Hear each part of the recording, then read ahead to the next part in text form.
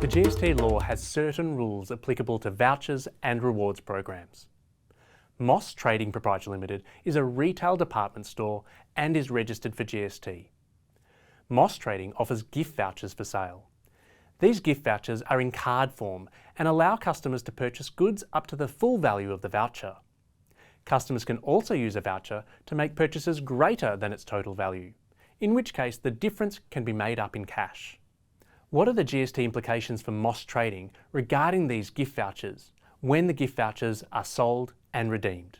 The GST treatment of vouchers depends on a number of factors, including whether the voucher is for a cash value or a specific good or service, whether the sale price of the voucher is equal to its redemption value, whether the goods or services bought using the voucher are taxable supplies, input taxed or GST free, and whether unused vouchers are refunded or simply expire. The sale of vouchers for a cash value is not regarded as a taxable supply, provided the sale price of the voucher is equal to its redemption value. This means that vouchers sold to customers will not result in a GST liability to the supplier. Further, as the voucher sale is not a taxable supply, even if the customers are registered and carrying on an enterprise, they cannot claim an input tax credit for the purchase of a voucher. On the other hand, when the vouchers are used, this is when there may be a taxable supply. A GST liability would result at this time, assuming the product purchased with the voucher is not GST free or input taxed. Note also that expired vouchers trigger an increasing adjustment of 1/11 of the amount that has been unused and not refunded. Assume Moss Trading sells a $300 voucher to its customer, which entitles the holder to goods up to the value of $300 and which has an expiry date of 3 years. This sale would not result in a GST liability for Moss Trading. If, on the other hand, the customer uses this voucher to purchase $220 worth of clothing, then this would be a taxable supply for Moss Trading in the amount of $220. However, if the voucher was instead used for an input taxed or GST-free supply, then there would be no GST on the supply by Moss Trading. If Moss Trading refunded the remaining $80 on the voucher, no GST would apply to that refund.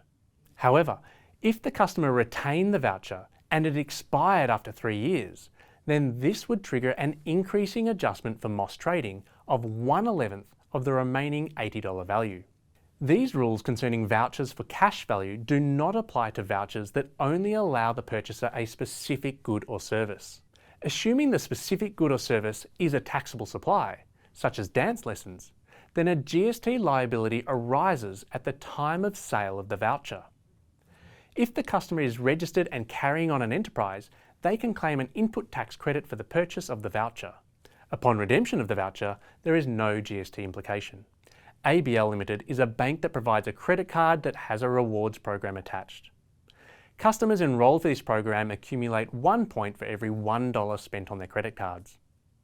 Points can be used by customers for a number of rewards, including wine, consumer goods and holidays. When a customer earns points on their rewards cards, this is not a taxable supply on the part of ABL. This is the case regardless of whether the customer is a business or personal one. As a result, ABL does not need to pay GST when it issues points to customers. ABL has agreements with various suppliers of goods and services for ABL to pay them in exchange for the suppliers giving customers their rewards. One of ABL's customers redeems points for a free bottle of wine supplied by JK Wines. The transaction between the customer and JK Wines would not constitute a taxable supply by either ABL or JK Wines. This is because the customer has not given consideration for the supply. However, such a transaction would involve ABL paying money to JK Wines in exchange for JK Wines supplying the customer. This transaction between ABL and JK Wines would be a taxable supply for JK Wines. At this point, a GST liability arises for JK Wines and an input tax credit is available for ABL. To recap, vouchers other than ones for pre-specified goods and services are subject to GST at the time of redemption rather than the time of sale. Rewards points transactions are generally not subject to GST, except for transactions between the party offering the rewards points and the providers of customer rewards.